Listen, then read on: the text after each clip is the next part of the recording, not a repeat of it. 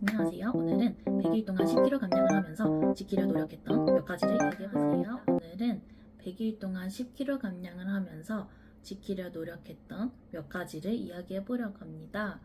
두서없이 말하게 될 것 같아 정리해온 걸 보면서 이야기해보도록 할게요. 제가 오늘 이야기하는 내용들이 어쩌면 너무나 작은 것들일 수 있지만 그 몇 가지의 변화로 몸과 마음이 건강해진 좋은 효과들이 있었어요. 먼저 본론으로 들어가기 전에 제가 몸 관리를 하게 된 이유부터 말해보자면 저는 3년 정도 사이에 다낭성 난소증후군을 겪게 되었는데요. 정상 체중일 때도 항상 다이어트를 입에 달고 살았고 완벽하게 마음을 먹고 다이어트를 하는 편이었어요. 근데 요 근래 2, 3년 새 장이 얄민해지고 신경이 곤두서는데 일은 또 해야 되니까 잘 안 먹고 이렇게 반복된 생활을 하면서 몸이 완전 무너졌었어요. 그래서 병원에 가서 여러 검사들도 해보면서 현재 몸 상태를 파악하는 시간들을 먼저 가졌고 이번 100일 다이어트를 시작하게 된 건데요. 이번에 제 다이어트의 핵심은 대단한 것보다는 사소한 거에 집중하려 했어요. 제가 했던 첫 번째 방법은 긴장감 내려놓기인데요. 자기 전에 침대에 누워 숨을 깊게 들이마시고 깊게 내쉬면서 호흡을 안정화하고 잠들기 전 시간은 여유있게 충분히 두기였어요. 정말 사소하지만 호흡 안정화부터 시작한 이유는 평상시에 긴장감이 높을수록 숨을 쉬고 있구나 라고 거의 의식하지 않고 짧게 쉬어지는 대로만 호흡하고 있더라고요. 그러다 보니 괜히 스트레스도 더 많이 받는다고 느끼고 마음의 여유도 없었어요. 인면을 준비하는 시간을 충분히 둔 이유는 피곤에 지쳐 잠들다 보니 눈이랑 머리는 자고 싶은데 각성을 계속 해 있는 거예요. 그래서 지금은 잠을 잘 때이구나 이렇게 알려주고 느끼게 한 방법이었어요. 실제로 이 방법들을 해보면서 기상 시점에 심장 두근거림이 없어졌어요. 두 번째는 가능한 몸을 따뜻하게 하기입니다. 한의원을 여러 군데 다니면서 알게 된 건데 제 몸 상태가 피로도랑 긴장도가 높아서 간이 안 좋아진 케이스였어요. 그래서 담즙 분비가 안 되는 몸 상태가 되었는데요. 그로 인해 대사가 무너졌고 호르몬 불균형이 온 거예요. 제가 그동안 갑자기 더 느끼게 된 게 몸 속까지 얼어붙을 듯이 춥다였고 그러고 나면 갑자기 핸드폰 전원까지도 몸이 축 처지고 그 무기력에 빠지고 심한 날은 쓰러질 것 같았어요. 몸의 대사가 무너지면서 원래는 괜찮았던 음식들도 몸에서 안 받게 된 거였고 예를 들어 밀가루도 잘 먹었었는데 어느 순간 밀가루 먹자마자 앞서 말한 증상들이 나타나더라고요. 몸을 따뜻하게 한 방법 중에는 찬물 가능한 안 먹고 따뜻한 물 위주로 먹기랑 수면 잠옷 입고 자고 배를 따뜻하게 하고 자기였어요. 아이스는 평상시에 혼자는 진짜 거의 안 먹고 데이트할 때만 한두 입 먹고 있어요. 차가운 음료를 거의 끊으면서 몸에 온기가 퍼지는 게 이런 거구나 알게 되고는 더 유지하려 노력하고 있어요. 세 번째는 단 음식 안 먹기입니다. 다낭성 난소증후군이 당뇨처럼 관리를 해야 한다, 인슐린 저항성과 관련이 있다라는 말이 있는데 그래서 달달한 음식은 의식적으로 멀리 있어요. 네 번째는 몸에 안 맞는 음식 줄이기입니다. 저는 지연성 검사에서 우유랑 계란, 흰자, 노른자 등이 가장 높게 나왔고 대두랑 밀가루도 중간에서 높은 편으로 나왔어요. 그래서 몸에 안 맞는 음식들을 줄여봤는데 바로 속이 편해졌어요. 다섯 번째는 단백질을 챙겨 먹기입니다. 다이어트를 준비하는 과정에서 식습관을 점검해 보았는데 평상시에 단백질을 충분히 섭취하지 않고 있더라고요. 그런데 다낭성 난소증후군에 많은 의료진들이 단백질을 충분히 섭취하는 게 도움이 된다고 하여 그렇게 해봤는데 무언가 잘 먹었다는 생각도 들면서 식탐, 식욕이 좀 잡히는 걸 느꼈어요. 여섯 번째는 스트레스 안 받으려 노력하기인데요. 저는 좀 섬세한 편이기도 하고 완벽주의도 좀 있어서 스트레스를 좀 잘 받는 유형의 사람이었는데요. 그 상황들을 겪어오며 내 몸이 나 살려줘 라고 계속 신호를 보냈는데 못 알아줬다는 사실을 알게 되었어요.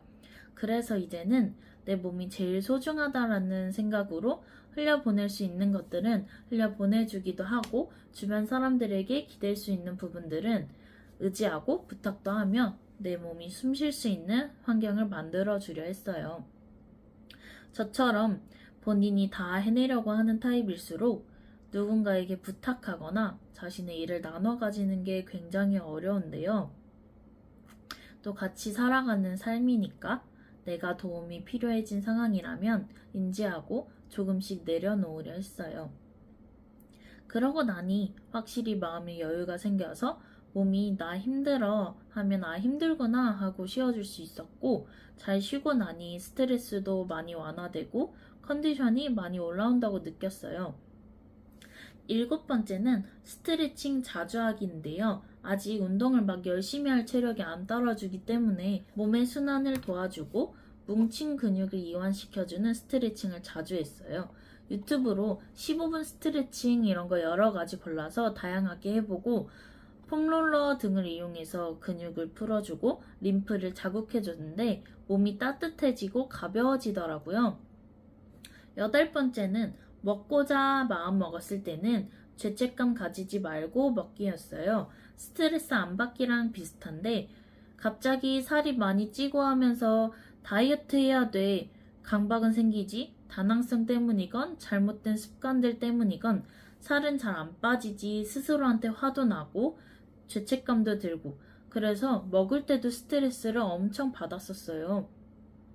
그렇게 안 먹다 보면 또 어느 날 스트레스 너무 많이 받으니까 특정하게 엽떡, 불닭볶음면 꼭 먹어야 마음이 들었고 안 그럼 스트레스가 안 풀리는 듯이 그게 보상심리처럼 되더라고요. 그리고 저는 조금씩 자주 먹어야 되는 타입인데 금방 배가 차는 편이라 더더욱이 여러모로 오랜 기간 먹는 거와 관련해서 스트레스였어요. 어차피 다 못 먹을 거 먹지 말자. 돈 낭비야. 이런 생각이 안 먹고 그러다 입 터지면 얼마큼이든 다 먹을 수 있어. 이렇게 느껴서 앞에 음식을 그만큼 두면 위가 아플 만큼 돼서 더 못 먹으면서도 음식이 많이 남은 게 너무 속상한 거예요. 내가 이거밖에 못 먹었다는 생각? 그게 되리요. 엄청난 스트레스가 되더라고요. 근데 남자친구가 항상 옆에서 남겨도 괜찮아 라는 말이랑 먹어보고 더 먹고 싶으면 또 사줄게 이런 말들을 진짜 만나온 시간 동안 늘 해줬어요. 그래서 때로는 눈앞에 남긴 음식에 속상하고 나는 이거밖에 못 먹는다는 게 이상한 심리지만 난 이거밖에 안 돼라는 생각으로 변질까지 되니까 제가 저를 못 살게 굴고 있다는 걸 엄청 오랜 시행착오 끝에 알게 됐어요. 그래서 이제는 배부르면 좀 이따 먹어도 돼 스스로에게 자주 해주는 말이에요. 9번째는 호르몬 주기를 고려하기였어요. 실제로 다이어트를 여러 번 해봤는데 물론 저는 고무줄 몸무게였기에 항상 쉽게 잘 뺐지만 대신 유지가 안 돼서 다시 찌고 빼고 반복이었어요. 이 부분에서도 왜 나는 2년을 못 가지고 가지? 나는 왜 유지를 못하지? 이 생각이 스스로를 엄청 자책하는 거였고 남들은 다 하는 것 같은데 나만 나약한 것 같이 느껴졌어요.